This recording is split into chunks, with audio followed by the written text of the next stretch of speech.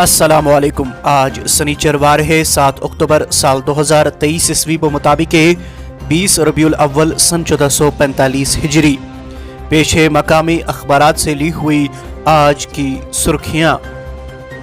آغاز میں نظر ڈالتے ہیں ان سرخیوں پر۔ عید میلاد النبی صلی اللہ علیہ وسلم کی اختتامی تقریبات عقیدت و احترام کے ساتھ منائی گئی۔ وادی میں روح پروار مجالس کا اہتمام۔ درگاہ حضرت بل میں اجتماعی عظیم، درود و اذکار کی صداؤں سے فضائے معطر۔ PMAY کے تحت صرف اہل افراد کو 5 مرلہ زمین دی جائے گی۔ اب تک زائد از 9000 افراد کو زمین فراہم۔ سروے مکمل ہونے اور DPR جمع ہونے کے بعد کپوارہ ریل لنک کا کام شروع ہوگا۔ لیفٹننٹ گورنر منوج سنہا کا 2 روزہ دورہ کپوارہ مکمل۔ PRIs اور عوامی وفود سے استفساری گفتگو۔ نوجوان نے جہلم میں چھلانگ لگا کر زندگی کا خاتمہ کیا۔ بارہمولہ میں ربی فصلوں کی بوئی کا افتتاح۔ یہ زرعی شعبے کے لیے سنہرے دور۔ سال رفتہ پیداوار سے 5 کروڑ کی آمدنی حاصل۔ LG۔ ڈوڈا میں ریچھ کا حملہ، شہری از جان۔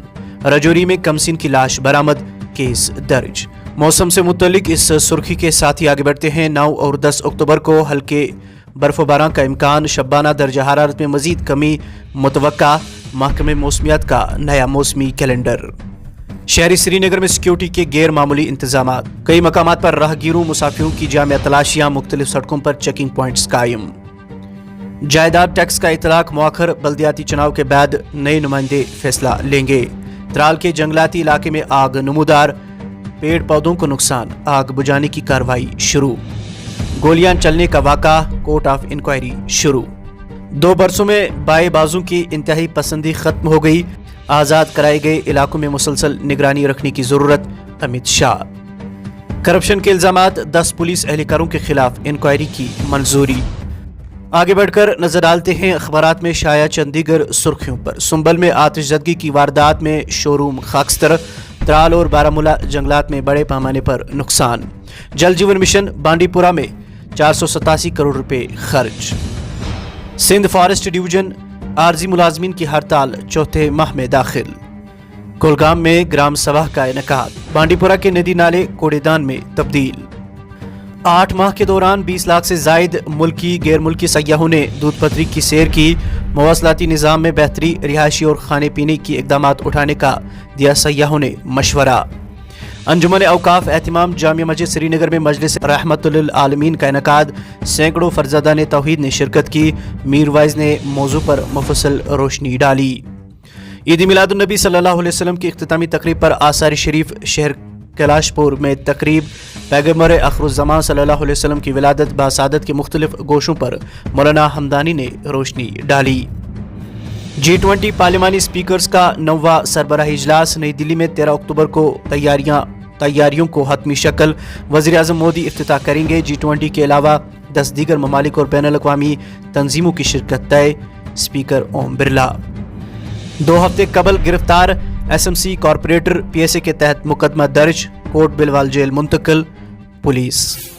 وادی کو سنگین نوعیت کی خشک سالی کا سامنا۔ 70 سالہ ریکارڈ ٹوٹ گیا۔ دریائے جہلی میں پانی کی اوسط سطح زیادہ سے زیادہ 1 یا 2 فٹ۔ ندی نالے، کنویں، تالاب، چشمے سوکھ گئے۔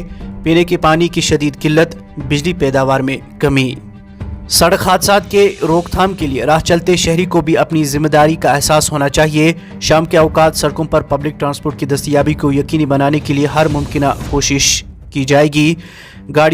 گاڑیاں فروخت کرنے کے بعد حقیقی مالکان ٹرانسپورٹ آف اونرشپ کے ساتھ نئے فون نمبرات بھی اپڈیٹ کرائے۔ ARTO کشمیر۔ اسپتالوں میں طبی و نیم طبی عملے کی کمی۔ جدید ٹیکنالوجی سے لیس مشینریوں کو بروئے کار لانے کے لیے ماہرین کی بھی کمی۔ ڈگری یافتہ امیدوار بیکار، نئی بھرتی عمل میں لانے کی ضرورت۔ 2000 روپے کے نوٹ بدلنے کی آخری تاریخ آج۔ 12,000 کروڑ روپے گردش میں۔ 96% سے زیادہ نوٹ بینکنگ سسٹم سے واپس آ چکے ہیں۔ Reserve bank chairman. چند بین الاقوامی سرخیاں سماعت فرمائیے۔ روس کا یوکرین پر میزائل حملہ، 6 سالہ بچی سمیت 51 افراد کی موت۔ ملٹری اکیڈمی پر ڈرون حملہ، شام میں 110 افراد ہلاک۔